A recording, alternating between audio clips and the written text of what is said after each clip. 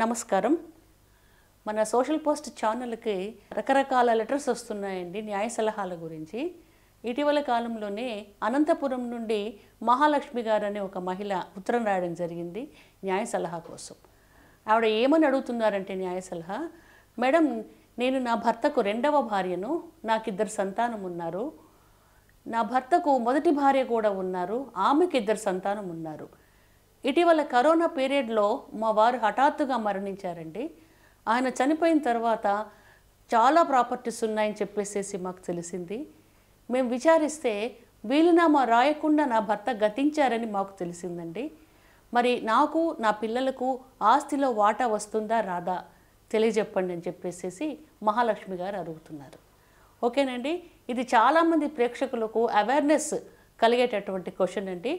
ఇటీవల కాలంలో మనం చూస్తున్నాము, వివాహేతర సంబంధాలు పెట్టుకోవడము, లేకుంటే కొన్ని సందర్భాల్లో అయితే లివింగ్ టుగెదర్ కాన్సెప్ట్లో ఉండడము, పిల్లలు పుట్టడము, తర్వాత ఏదైనా దురదృష్టవశాత్తు ఆ పురుషుడు మరణిస్తే ఈ పిల్లలు భార్య రోడ్ల పాలవ్వడము, ఆస్తిపాస్తుల గురించి పోట్లాటలు రావడము, చాలా పరిస్థితులు మనం గమనిస్తూ ఉన్నాము. మరి ఈ మహాలక్ష్మి గారి ప్రాబ్లంకు మనం సొల్యూషన్ ఏమని చెప్పాలంటే, మేడం మహాలక్ష్మి గారు ఒక భార్య భర్త జీవించి ఉండగా రెండో వివాహం చేసుకుంటే ఆ రెండో వివాహము చట్టబద్ధమైన వివాహం కాదు, అంటే ఆ రెండో వివాహము చెల్లదన్నమాట. కాబట్టి మీరే చెప్పారు మీరు రెండో భార్య అని చెప్పేసేసి, కాబట్టి మీ వివాహానికి చట్టబద్ధత లేదు. మరి మీ భర్త గారు వీలునామా రాయకుండా మరణించారు, వారికి ఆస్తిపాస్తులు ఉన్నాయని మీరు చెప్తున్నారు. కాబట్టి ఆస్తిపాస్తులలో వాటాలు ఎట్లా వస్తాయంటే, మొదటి భార్య జీవించి ఉన్నది అని మీరు చెప్తున్నారు కదమ్మా, మొదటి భార్యకు మొదటి భార్య సంతానానికి మీ సంతానానికి మాత్రమే మీ గతించిన భర్త గారి ఆస్తిలో వాటా వచ్చేటటువంటి అవకాశం ఉన్నది.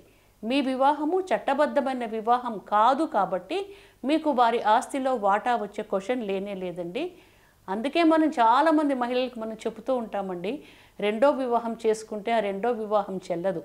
మరి ఎలాంటప్పుడు రెండో వివాహం చేసుకోవచ్చు అంటే, మొదటి భార్య చనిపోయినా, లేక మొదటి భర్త చనిపోయినా, లేక వాళ్ళు విడాకులు తీసుకున్నా, అలాంటి పరిస్థితుల్లో మాత్రమే రెండో వివాహం అన్నది చేసుకోవాలి.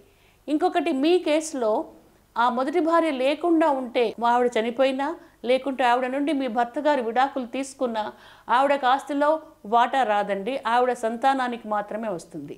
అంటే ఉదాహరణగా చెప్పాలంటే, మొదటి భార్యకు విడాకులు ఇచ్చి మీ భర్త మిమ్మల్ని వివాహం చేసుకున్న పక్షంలో మొదటి భార్య పిల్లలకు, మీకు, మీ పిల్లలకు ఆస్తిలో సమానమైన వాటా లభించేటటువంటి అవకాశం ఉంటుంది. కాబట్టి ఇవన్నీ మీరు గమనించుకొని ఆస్తిని సమభాగాలుగా పంచుకుంటే బాగుంటుంది.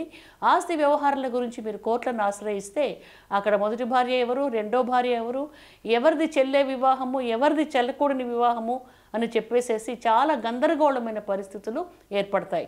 నిజాలు మీకే తెలుసు కాబట్టి మీరే నిర్ధారించుకొని న్యాయబద్ధంగా మీ పిల్లలకు, మొదటి భార్యకు, ఆవిడ సంతానానికి ఎంత ఆస్తి వస్తుందో లెక్క కట్టుకొని అందరూ ఓరల్గా పార్టిషన్ చేసుకోండి.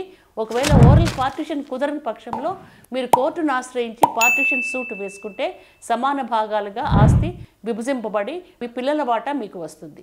అంతేకాని మీకు ఎలాంటి హక్కు లేదమ్మా, మీ వివాహానికి చట్టబద్ధత లేదు.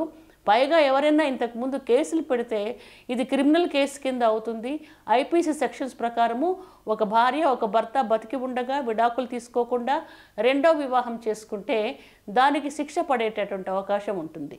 కాబట్టి ఆలోచించుకొని జాగ్రత్తగా ముందడుగు వేయండి.